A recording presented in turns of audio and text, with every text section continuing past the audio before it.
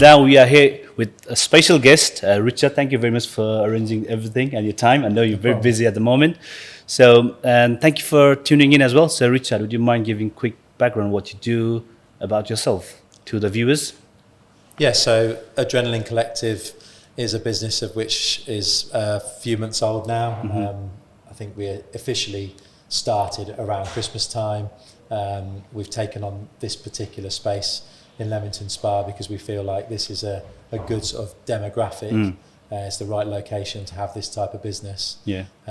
It's a busy main road outside the front here, but also I think that a lot of people having a business like this are operating it from a warehouse or something where you can't actually see the cars unless you book an appointment. But what we wanted to do is try and tempt people that are driving past every day in and out of Warwick to be able to come and look at the cars. We wanted them to try and sort of drop in and hopefully buy one. Yeah, and that is a reason actually I noticed about this, because when I was heading to London, I saw this Adrenaline cars outside. I was like, I need to pop in one day. Yeah, that's right. I think that's what most people are doing. I mean, we're getting a number of people come in every day that are just saying, I didn't know you were here. What are you doing? Where have you come from? So yeah, it's kind of nice really. And also, I think the business of being able to drive past, see stuff in the window that you really like or that attracts you, pretty cars will always attract an amount of people, and we're getting them in every day. Yeah. Right. And what made you start in Leamington? Because I don't think there are many supercars showroom in Leamington. No, if I'm honest, I sort of had a number of vehicle showrooms that I went to look at before I started this place. So I literally went out and I visited other places that I thought had a good reputation, places that I thought were doing a good job and had a good reputation, did a good job and had the right car stock profile, if you like. So I went to visit a few of those, and I believe I've taken what I liked about some of those. Pick and choose, basically. Yeah, I picked and chose some of the bits that I really liked about those dealerships or those showrooms. I didn't go to franchise dealers, although I did go to a couple of Porsche agents and Aston Martin one, just because I think they do the job really nicely. And I sort of picked what I thought was good about the main agent sort of business model, if you like. And I think that the big thing with that is trust. I think when you're in a warehouse and you've just got it full of cars, you can have a nice sort of tiled floor and all the rest of it. But you're in a warehouse on an industrial estate going to buy a lovely car. I didn't ever want to do that. As a kid when I was looking at performance cars, I always kind of drove past or asked my dad to take me to showrooms. And you come into one like this and I think you just want to sort of say, what can I have? And you can look at all the cars. There's no pressure. We're obviously in the business of selling them. But we're sort of quite happy for people, like yourself to sit and talk to us about it. Also, the sort of whole Instagram culture is that people want to come take pictures of these things. Correct, yeah. So, let them get on with it. We welcome them, because if they're not a customer now, they might be tomorrow or next year or whatever. I agree, 100%. So what sparked your interest in rally driving, and how long did you first get started with that? Because I saw a post. So my father was driving a rally car when I was young. The sport is exciting. I started rallying at a very low level. I started rallying in a Mini and then moved to a Peugeot and a Renault, a Ford Fiesta at the time, and then got my first sort of chance to drive a Subaru rally car. At the time, I was running a Subaru car dealership, so being able to have a Subaru rally car was like a dream. So we kept going until we got a Subaru rally car, and then we managed to. We'd won our class in the National Tarmac Championship in the sort of previous cars, if you see what I mean. So we did quite well, and we've been a good national competitor, if you like. All right. And then I was able to have a go in a Subaru, which I managed to get some levels of success in. But it was a very basic car. So then, fast forward some years, and lots of class wins in that sort of Subaru, Mitsubishi type four-wheel drive class. I was able to just move up to the sort of a best car I could, which was a car prepared for me by a company called Chevron Motorsport, who are based in Stafford. Right. And they just do a great job of all things Subaru. And they took me from where I was to where I might be able to get with a better car. But you know, it's really a young man's sport, and it's really a rich man's sport. And unfortunately, I'm not young anymore, and I haven't really got enough money to play the game, because now I think the new era of R5 rally car, you really need £150,000 to buy a nice used one, and a couple of £100,000 to buy a new one.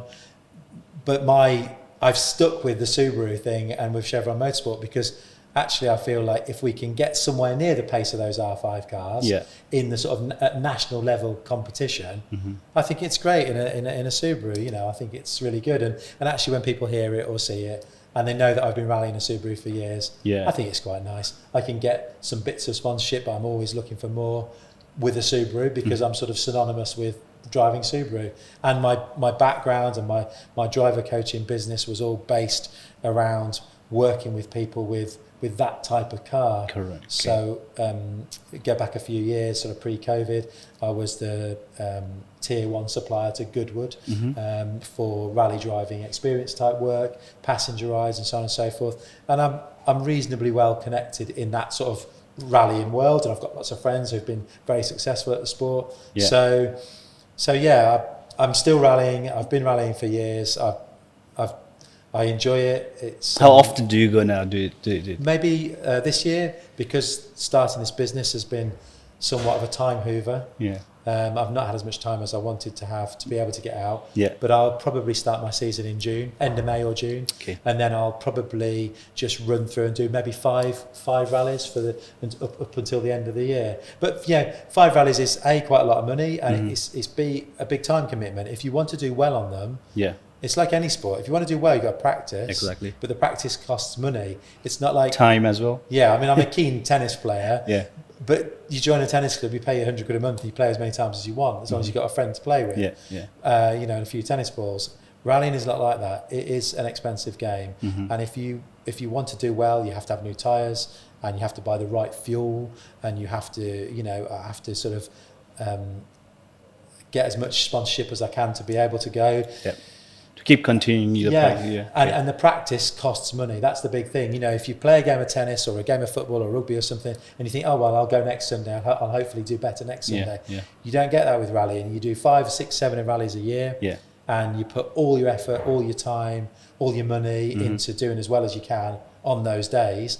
And that might be a 1 or 2 day rally or something. But it's a big effort, and it's a big team effort. You know, there's myself, my co-driver, Carl Williamson. I've got the whole team from Chevron. And, you know, it's not a 5-minute job. The preparation is big. The time that it consumes to test, to get ready, to make sure the car is ready. It's a big undertaking. And you know, and if anybody comes to me who wants a job, as an example, and they say, I rally a car or I race a car, I think this person is somebody that has a good level of commitment to being able to achieve something. Because if you can do that sport, I think you can go places, if you see what I mean. And you're determined, because the sport isn't it's okay, I didn't do very well today, I'm going again next week. It's not that kind of sport.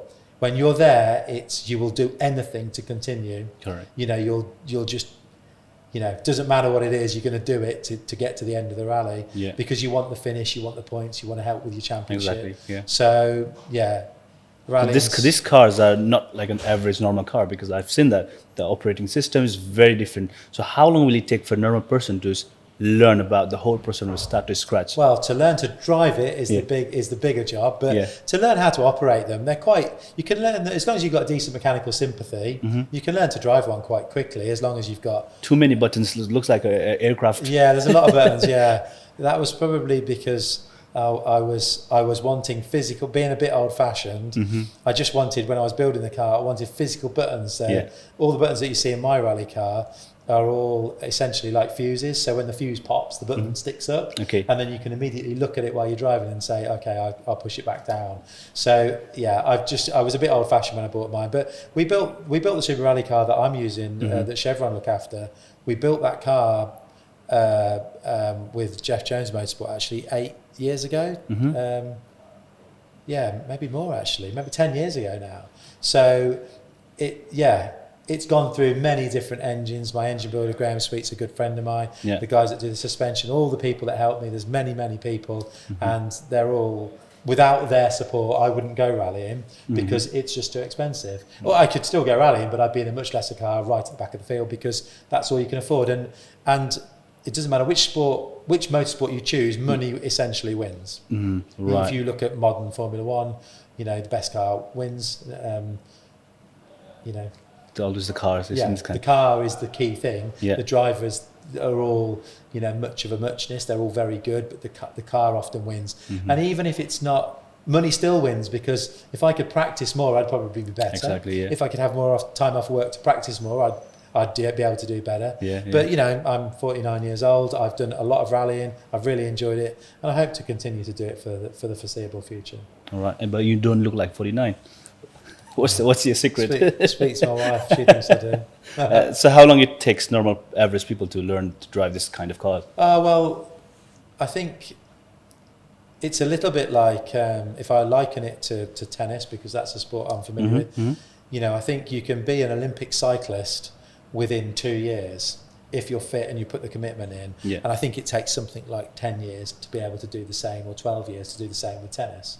So that's the level. And I think driving is much the same. You need to have been in these cars, driving quickly, and building a speed threshold and a level of mechanical sympathy to be able to... The mechanical sympathy is required to get to the end of the events, because sometimes the events are a bit hard on the car, so you might be wearing brake pads out or tyres, and you have to manage that tyre wear. So that's a thing that you don't just learn overnight. You've got to get a feel for that. Yeah, muscle memory you have to keep doing it.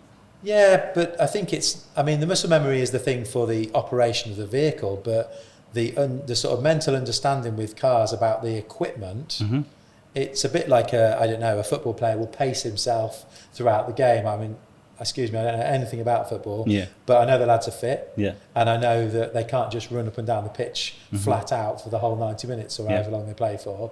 And it's the same with rally drivers and anybody competing in any motorsport. You are managing heat through tyres and brake pads and brake discs and so on, and brake fluid and everything else. So, you know, you have to just sort of manage that. That takes a little bit of experience. And also, I think really for the results, you've got to know where to push. Sometimes the road is rough and you think, I need to just slow down a little bit here to protect the car a little bit, and then I'll push on that later bit. Or, you know, if you're lagging behind in time and you need to make sure that you're, you know, you want to catch up, or you want to have a good push, you'll make a bit of a game plan. But certainly motorsport, it doesn't matter which one you choose, it's quite unique in that, because you're reliant on a team of people to make a car that's good enough. And you have enough money to buy all the right bits, and you've had enough money to be able to practice. Exactly. And you need a good job and a good boss, good if you're employed, to be able to get out of work, to be able to do the practice. You need the money. The tyres are really expensive. The fuel. I mean, I get some sponsorship from VP Racing through a company called Old Hall Performance on fuel. Without their sort of flexible help, if you like, I just, I wouldn't be able to go. It's as simple as that. So what's the average starting price of this kind of car, rally cars? Well, you can. If you want to go with basic, let's say. Well, you can buy a rally car and go rallying. I would say, I mean, you could spend less, but I think if you said you need 10 grand, and you could buy a car that you could go and enter a rally in and get to the end, and it's not scrap at the end of it. It's a thing that's still working and the engine's still good and the gearbox. And again, mechanical sympathy. When you started where I started with rallying, I don't come from a sort of wealthy background where somebody's paid for everything for me. I've built up from a Mini, a classic Mini as people would call it, to rally a good standard Subaru.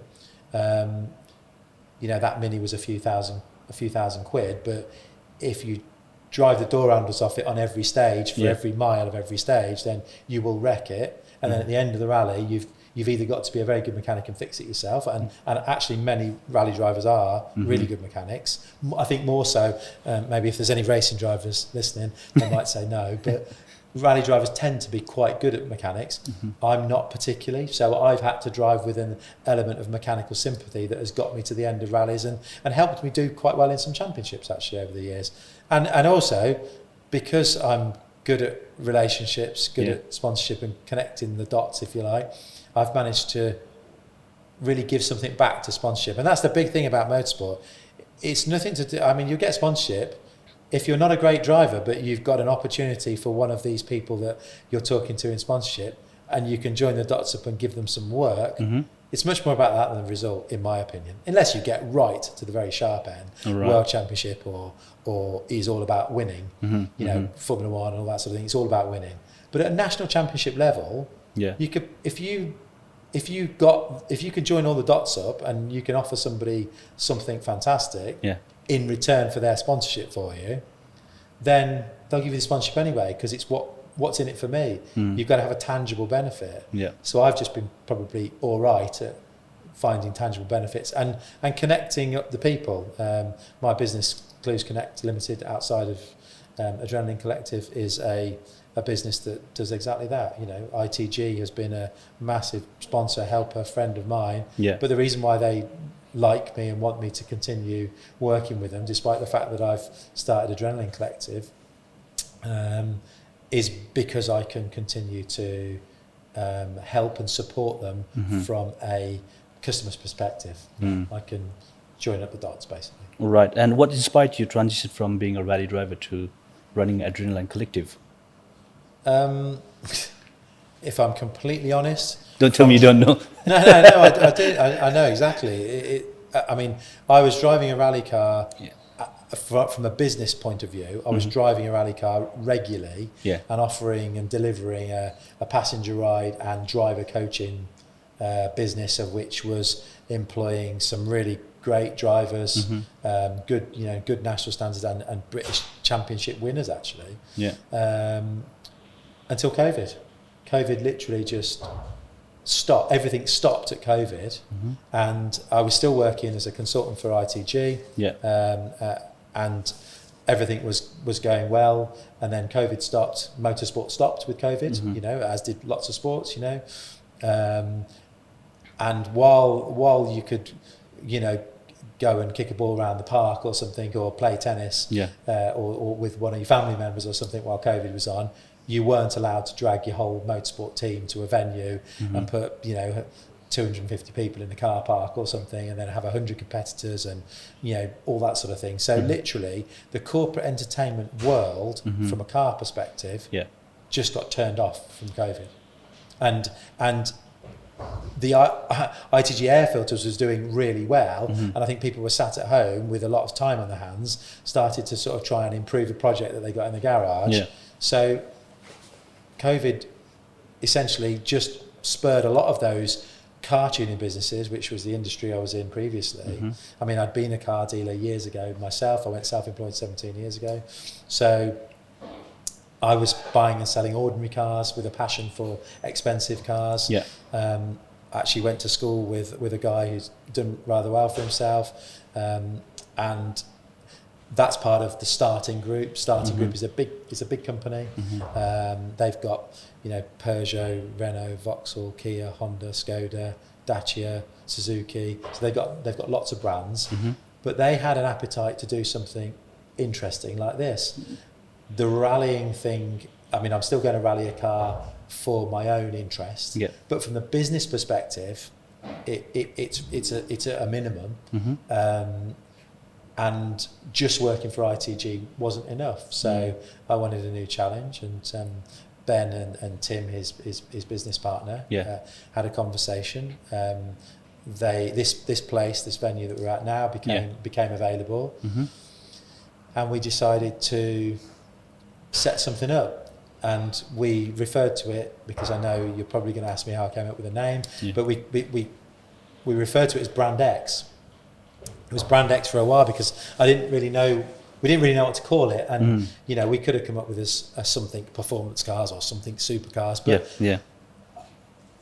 we're not a supercar centre or a supercar showroom, because outside we've got everything from a Mini Cooper to inside having a, you know, my friend's P25 here, so we've got from 20 grand to 600 grand or thereabouts. So it's not about supercars, it's about connecting those who connect with cars. That was the big thing that we tried to I want to try and get across to people that it's all about cool cars. It's not just, it could be G-Wagon, it could be, Aston Martin V8, it could be, a rally car, a McLaren, it could be anything. Yeah. It's just cars that Toyota Yaris GR, Alpine A110, these are all good examples. Lotus Emira, which is a fantastic British sports car.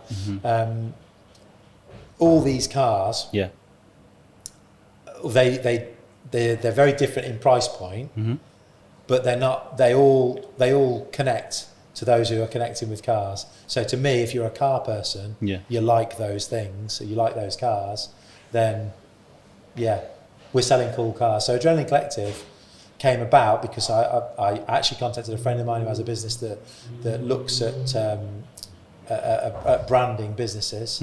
So I'd love to say I dreamt it myself, but I didn't. I wanted to try and get across the point that we were wanting to do this with cars. If somebody wants to part exchange a motorbike or a jet ski or whatever, I'll take it if it's cool or if it's an exciting thing. So that was the connecting those who connect with cars thing. It was about trying to just sell aspirational items. And it could be where we start with a Mini Cooper as an example, because it could be somebody's first hot hatch, and it could be a Yaris GR at 30 grand or whatever because it's an amazing car, or it could be a supercar. Right. So I've heard about company like supercars company, they accept payment, different kind of payments like helicopter, jet. So what other payments do you accept?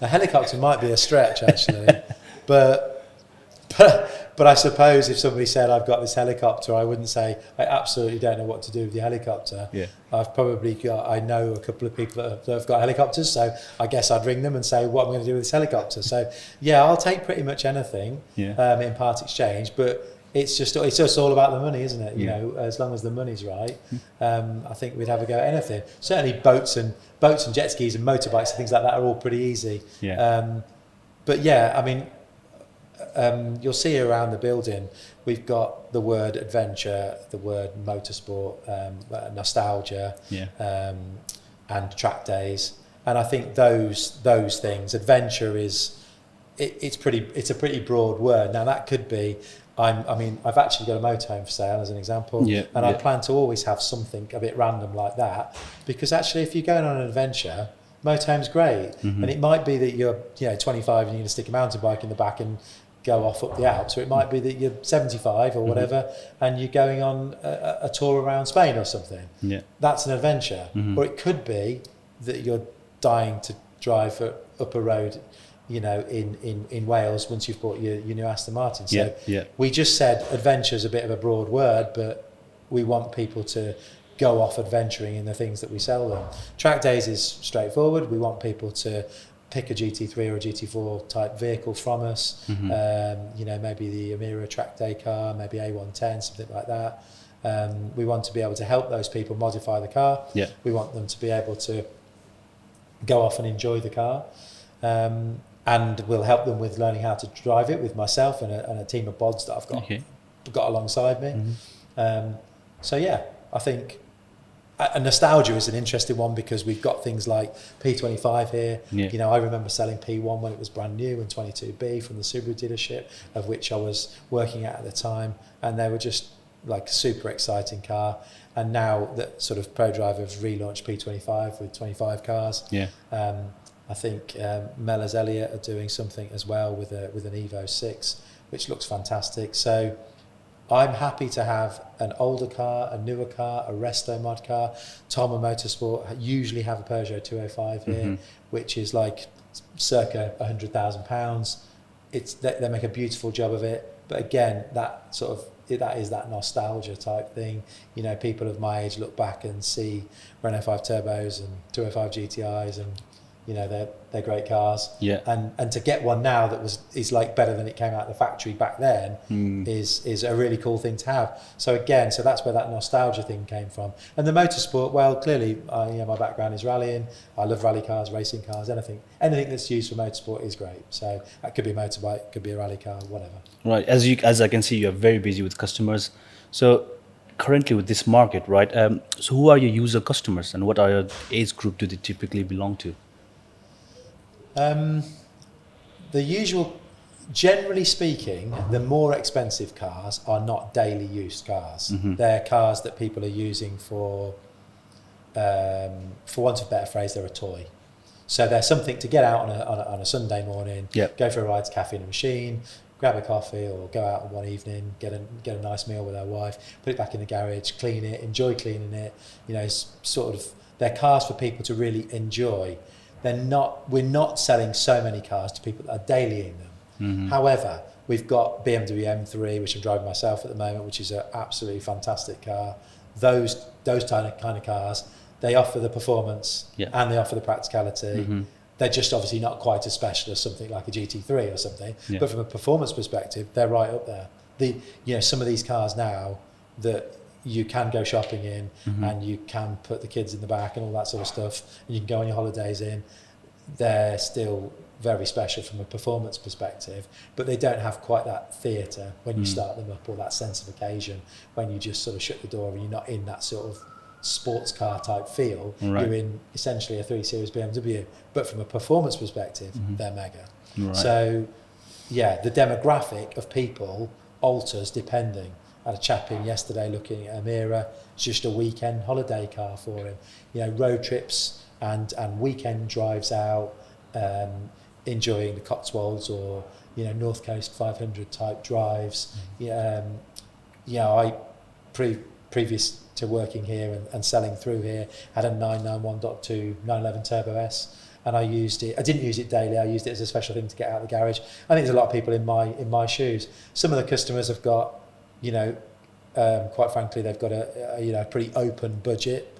They're not sort of wondering how they're going to afford to service it, and they don't ask how much it does to the gallon. And they're not bothered because they've got enough money to fund it. And then some people, it's literally they're stretching to afford it, and it's going to be their best, most special thing they've ever had. You know, it might be their first sports car, but you know, I guess the idea of Adrenaline Collective was that we were going to, you know, certainly with my colleague Tris, who's had 6 and a bit years at a Porsche dealer. Between he and I think we know how to deal with people that are stretching to afford these things. And we're welcoming those people, and of course we're welcoming the people that the budget doesn't really mean anything. We can deal with all the people, we can take all the part exchanges, and we've got something for everybody, you know, at most price points really. So it just depends with the car and okay. And so this type of people, most of them are business owners, politicians, celebrities? Like, what's the normal background, majority of them? I think the majority of people, at the end of the day, if you've got for the higher end cars, they're usually business owners, or they hold a position of high responsibility within a reasonable size organisation. If we were selling, you know, we've got a £30,000 911 and we've got a £180,000 911. I guess the guy buying the £180,000 911 is going to have a pretty good job. The £30,000 911, it may be such that, you know, that's like Ford Mondeo, Kia, Hyundai, Suzuki type money. There's nothing special about spending £30,000 on a motor car anymore, because they're all pretty expensive. You can buy something quite run of the mill, but I think there's something quite special about the individual that says, I'm going to buy £1,000 worth of Ford Fiesta to drive to and from work. I'm going to put a 911 in the garage. You know, that we're dealing with those kind of guys too, and I think that's great. You know, I mean, that would be me. I had a Peugeot 406 for years and went rallying. And I literally bought a £600 Peugeot 406 and spent all the money on rallying because that's what I wanted. And I suppose over a period of time I've got myself in a position where I can have a rally car and a nice car, but it takes time, you know, and I think we're very lucky. And some of the sports people and some of the people that are coming in, you know, the lads that are doing well at, you know, boxing and various different sports, you know, they get money at a younger age and they're able to enjoy it, you know. So yeah, the demographic is really wide, and I couldn't sort of, I mean, from an age perspective as well, that seems to, it depends on the car, you know. You know, you look at some cars and you think, I guess it's going to be an older guy that buys this, somebody, you know, that's not the type of car I'd have chosen when I was 25 or 30 years old or whatever. And then a 25-year-old lad will rock up and say, I've always wanted one, you know. And sometimes it comes from, you know, dad wanted one, dad wasn't quite doing well enough, but I am, so I'm going to get one and I'm going to share it with Dad, you know, Yeah. or that kind of thing is, you know, happening as well, you know. Right. So what's the priciest car currently available in your showroom? The most expensive car we've got on site Yeah. is technically not for sale, but it's a good friend of mine, James, who owns this P25 that you can see behind me here. That car was, the list price for those cars was, I think, £525,000, including VAT. They are changing hands for up to £700,000, so we're really privileged to have that. It's the best car I've ever driven. I'm really close to the guys at ProDrive. I like you know, get on well with some of the guys. It's a great car. My friend Mark Heens was the test driver for it, so I spent some time in the passenger seat, and I've driven one now for a few miles, thanks to one of the customers, and they're just amazing. So that's a great car. Yeah. And the least expensive one we've got, I think, is sub 20,000 quid in a Mini Cooper. Mini Cooper, yeah, I think, okay. So what advice would you give to young entrepreneurs who are looking to start a business or in this sector, in this industry? Well, I can remember going to a friend of my dad's, who was a successful car dealer, and saying, you know, I'm going to be going on my own. I'm going to sell cars for myself. Yeah. And him saying, well, if you're going to work from home to start with, which is what I did, you know, just get used to working loads of hours and dealing with people from all walks of life. And whatever you're doing in the morning, you know, whatever you've got going on, you know, don't think that you're going to mow the lawn at 11 o'clock on a Thursday, and don't think you're going to, you know, decide to decorate at 3 o'clock on Tuesday afternoon because you haven't got anything to do. You know, get up at 7 o'clock, get out of the house, and find a way of earning money every day. You know, and build a plan. You know, even if that plan isn't written down and it's in your head, you've got to have a plan. If that plan is, today I'm making money, at the end of the day, if you haven't made any, you haven't done very well.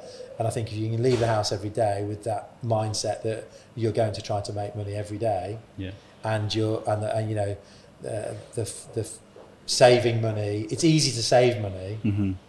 So being careful with it is obviously important, but you have to speculate to accumulate.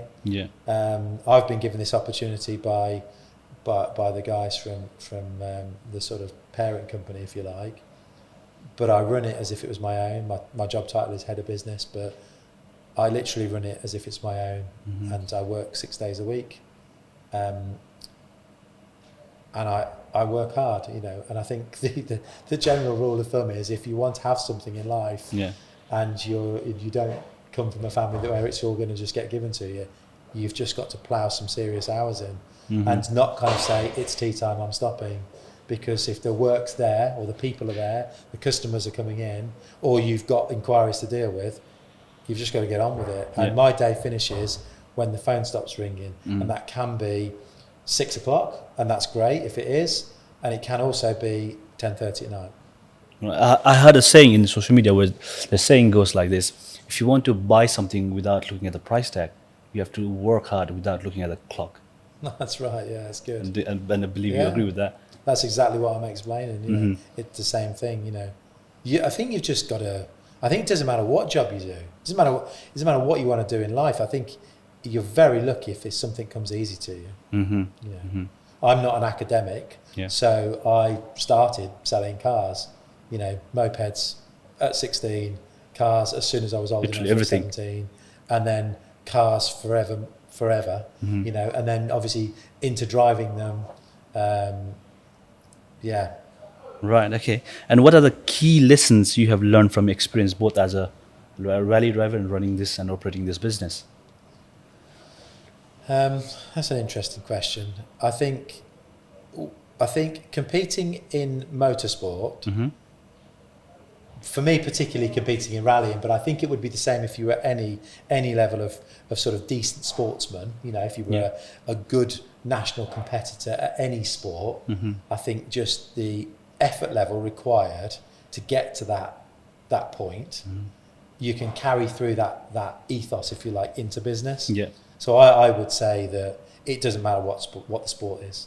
You know, rallying for me has given me, you know, has helped me earn a living through driver coaching and delivering a passenger ride sort of system, if you like, Yeah. for various different companies. But I think taking that, never say die type attitude into business, we will make Adrenaline Collective work. We've got a really fast start. We filled the showroom full of some great cars. I think my idea of making it the place that I'm trying to make it, with the staff that I'm trying to employ and put around me. We've actually got a cafe being built at the moment, which will be placed in the car park. So I want to make it like a destination. Okay. So I think my big sort of takeaway from motorsport, or being a keen sports person, just in general, I used to really enjoy my tennis and play lots of competitive tennis. So I don't get time anymore. But when I was playing lots of tennis and enjoying it, I don't, if you've got that I want to win attitude, it doesn't matter whether that's a sport or whether it's business, or it doesn't matter what it is.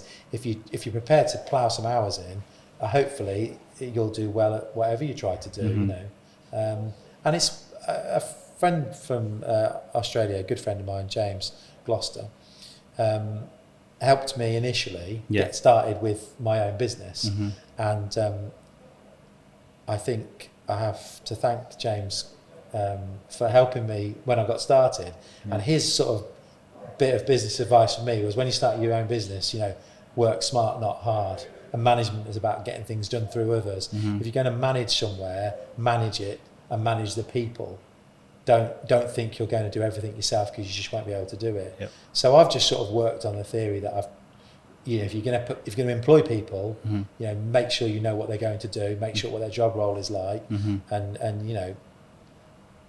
So I think anybody that's just starting to do something in whatever business they are, get used to doing a few hours. And anyone that says to me, how do you get started in rallying? Well, quite frankly, just drive around in a shitbox car for a few months, save up some money, and then spend your money on rallying. People will come in here and they'll say, oh, I'd love to have gone rallying, and they'll be buying a Porsche or something. And I think, you could go rallying, you're just buying a Porsche because you really want a Porsche. And for me, I really wanted to go rallying, and I wanted to go so much, I sacrificed road cars. And then when you get older, you can hopefully have both, if you work hard enough. But So as you said, your main aim is to connect people, and that's very important in any business you are in. So for young entrepreneurs, how they should build their network, what advice would you give to build a network? I think trying to be a chameleon, in as much as your ability to deal with people from all walks of life. Something I congratulate Tris, that works with me, the sales manager here, on being able to do. I think that's the key skill. If you can get on with a lot of people, and people see you as a trustworthy individual, then, and they know that you stand on what you say, and you'll do what you say when you say you're going to do it. I think that's actually to me, that seems like the secret of all sales. Just do what you say you're going to do when you say you're going to do it. And if you can do that, you can sell yourself, because if people believe that you're going to do what you say when you say you're going to do it, and you're trustworthy, then people will say he's a sort of, in inverted brackets, sound guy to deal with, because he does what he says. And if we say to you, your car's going to be ready at 3 o'clock on Thursday, sometimes it might not be ready, but it will be sort of out of our control. You can only control the controllables with these things, can't you, when there's third parties involved. But certainly, if the people around you feel like you're making a 100% effort to be able to deliver what you said when you said it, then I think you become someone that people want to connect with. And I don't even have a business card. I just tell people my name's Richard, and come and see me. My name's Richard Clues, and people will say, okay, great, and we exchange phone numbers. And then I don't think people forget, because they kind of go, well, they might forget if they're not interested in what we've got to do or what we've got to say or whatever. But most people I meet in business, they'll say, okay, I met that guy Richard, he was a sound guy. I'll do business with him another day, even if I can't do it today. Right. Okay. So let's wrap up this question. I have one last question before we end this podcast. If you go back and give your younger self one piece of advice before starting this business, what it would be? I mean, I just should have worked harder at school. It's as simple as that. I sometimes look at the amount of shit jobs that I've done and the amount of effort that I've had to make and the amount of stuff that I've done that probably I could have avoided if I was more smart. Mm-hmm. And, you know, meeting James and him saying, stop working hard, work smart. Yeah.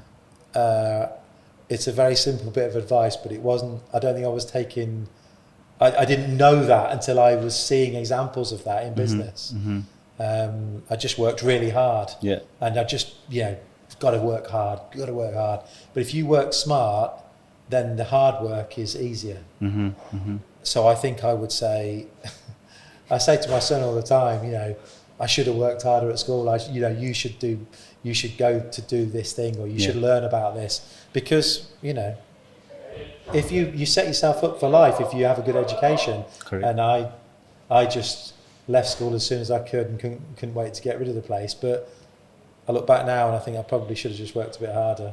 Right. But yeah, probably the less said about my education, the better. But I've worked hard, and you get there in the end. And I think education gives you a head start, which I didn't have. I just ploughed the hours in. All right, Richard, thank you very much for your time. No problem. And if some of the viewers want to get in contact with you with the business, what's the process to get? Yeah, sure. I mean, Adrenaline Collective is based just outside Warwick. We are in a prime location. We've got a lovely showroom. We are trying to encourage, car groups, a place to meet with the cafe that we're just installing. Don't know anything about the food industry, so bear with me on that. But we're going to do some nice coffee. We're going to do some nice cakes. We're going to do maybe some Adrenaline Collective beer, Adrenaline Collective coffee. So we're going to do some cool stuff out there. So I would say, swing by, look at the cars we've got. Don't think we're a supercar centre. We've got 4x4s, motorhomes, little cars, big cars, fast cars. We've just got everything that I think is pretty cool that I wanted in my own garage growing up, really. Right.